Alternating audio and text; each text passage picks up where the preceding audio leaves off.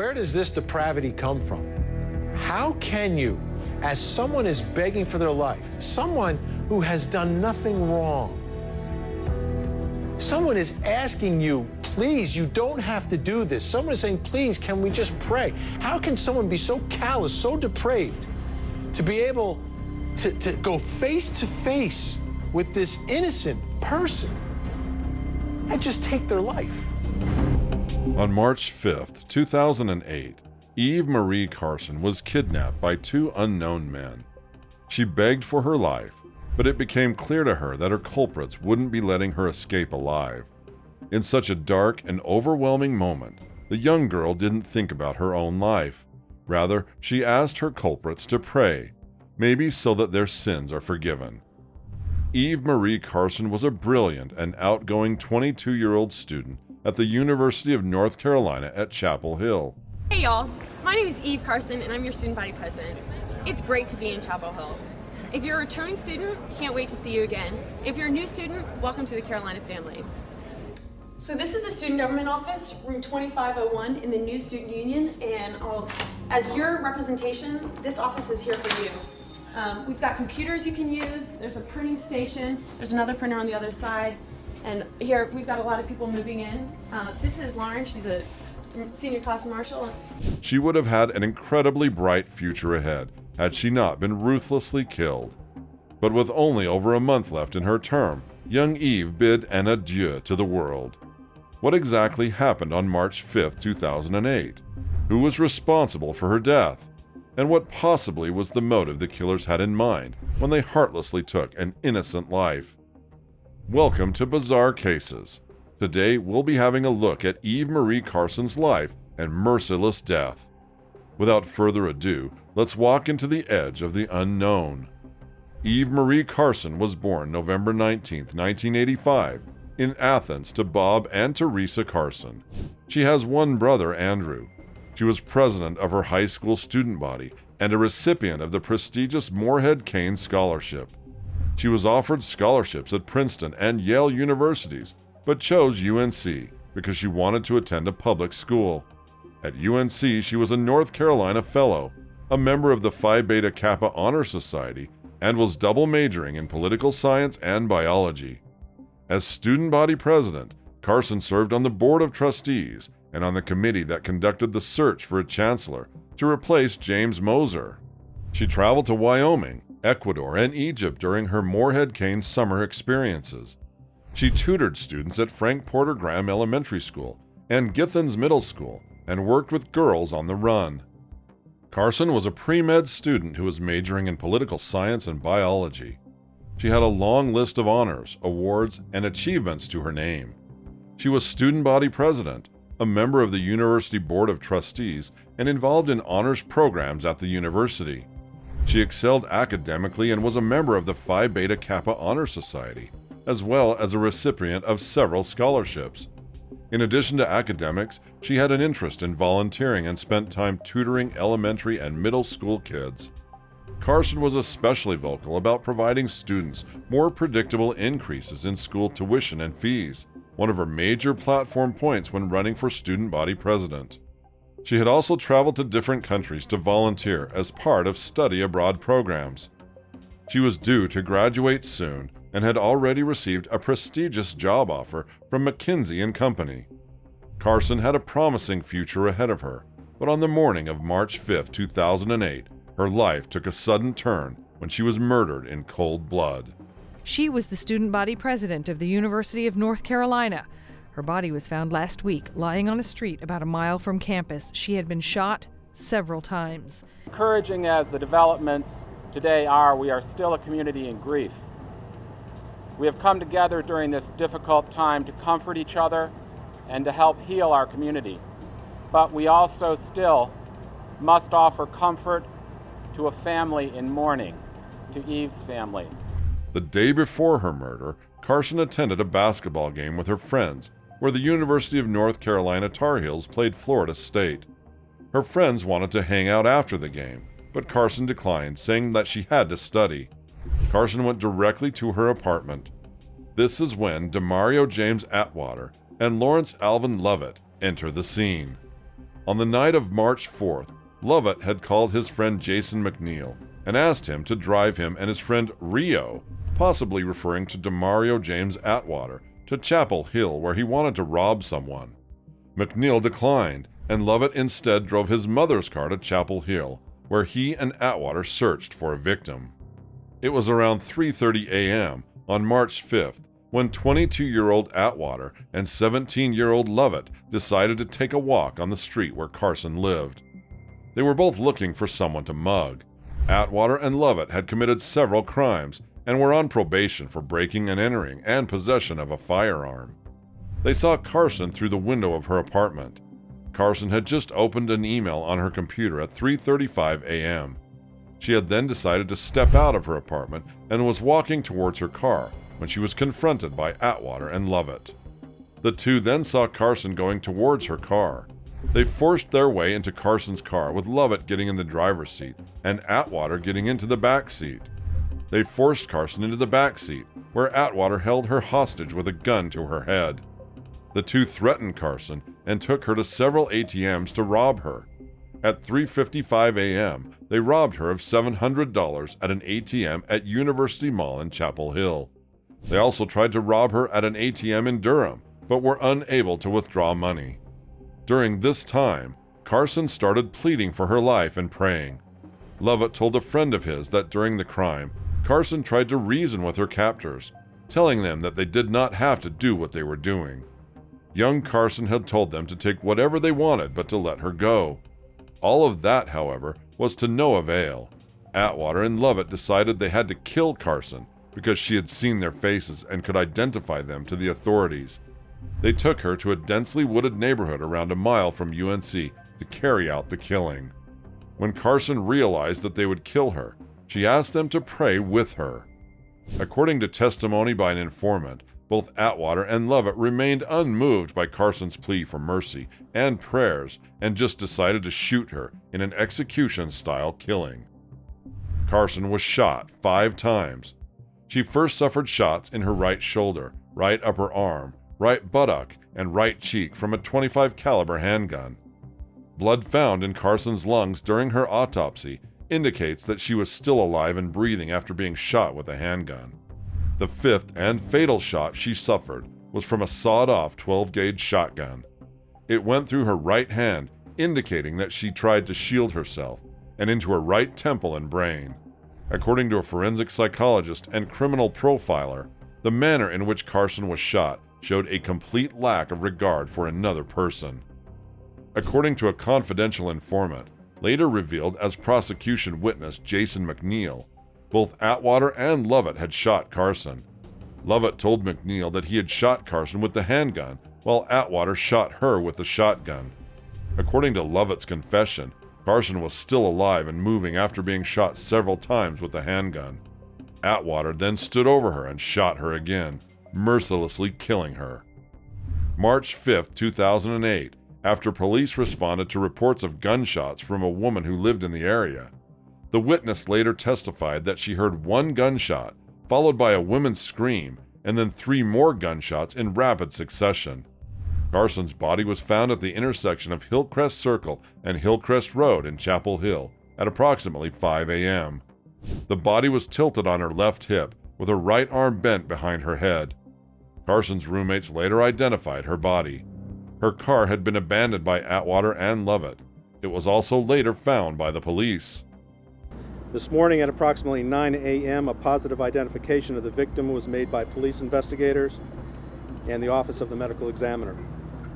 The victim has been identified as Eve Carson, age 22, a UNC senior and current UNC student body president. The victim was identified at the medical examiner's office, and it's my understanding it was people that knew her that actually made the positive. Now to Chapel Hill, where a police tip line has been ringing all day. Investigators are working every lead in the search for Eve Carson's killer.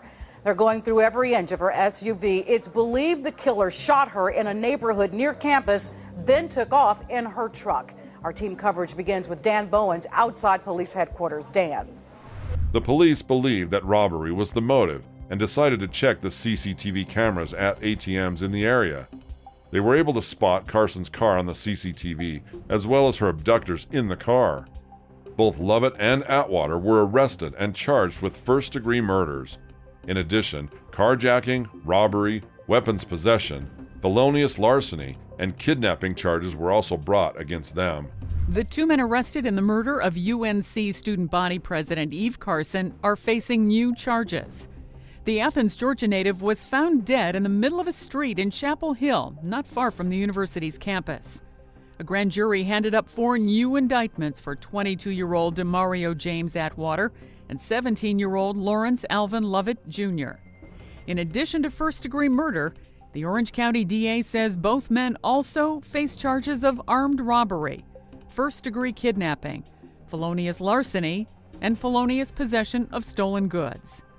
Atwater faces additional charges of possession of a firearm by a felon and possession of a weapon of mass destruction. That's because of the size of the shotgun believed used in Carson's murder. The medical examiner found no physical evidence that Carson had been sexually assaulted. However, an unashamed Atwater had touched her on different parts of her body and fiddled with her clothing. On June 27, 2008, some information was released. Details in 6 warrants confirmed that $1,400 in total were withdrawn from ATMs using Carson's card over a 2-day period after the shooting.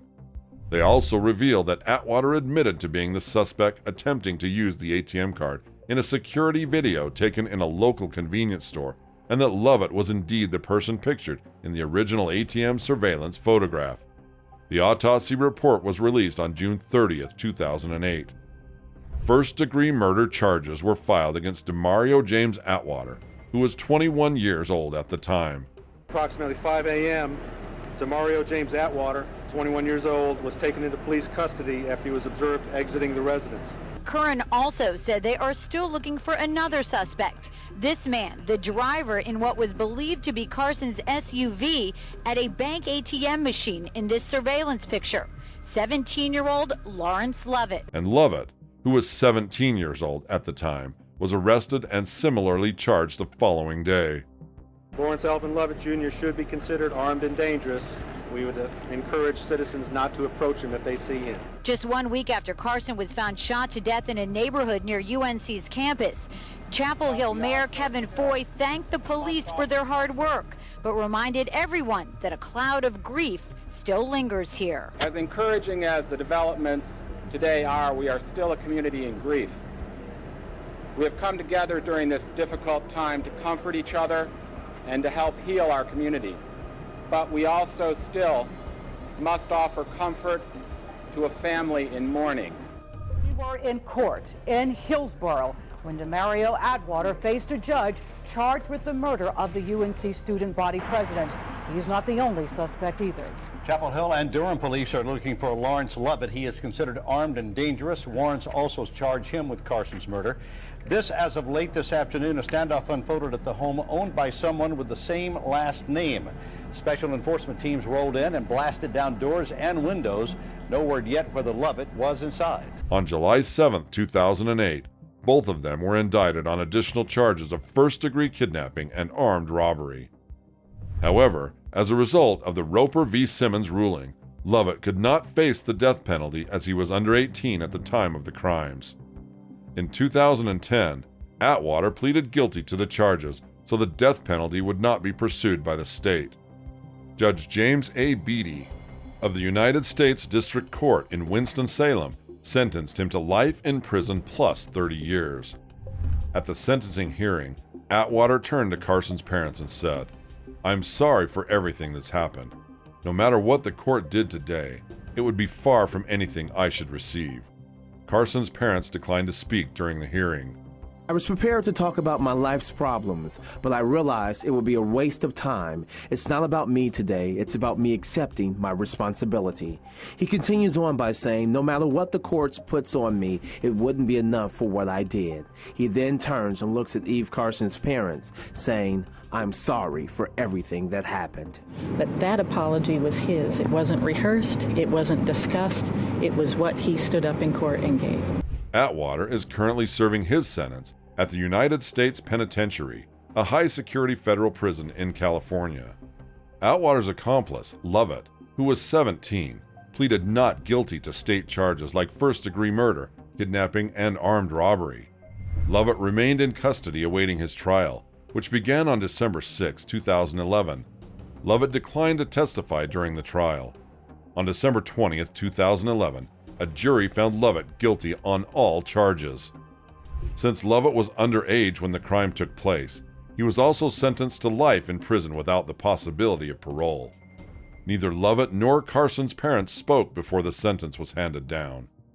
On February 5, 2013, the North Carolina Court of Appeals vacated Lovett's life sentence and ordered a new sentencing hearing.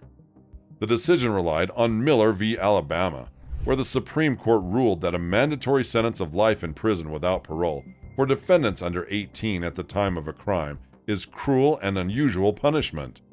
On June 3rd, a resentencing hearing was held. Prior to being sentenced, Lovett said, "You know, people make mistakes. Nobody's perfect. I'm not the monster that y'all made me out to be."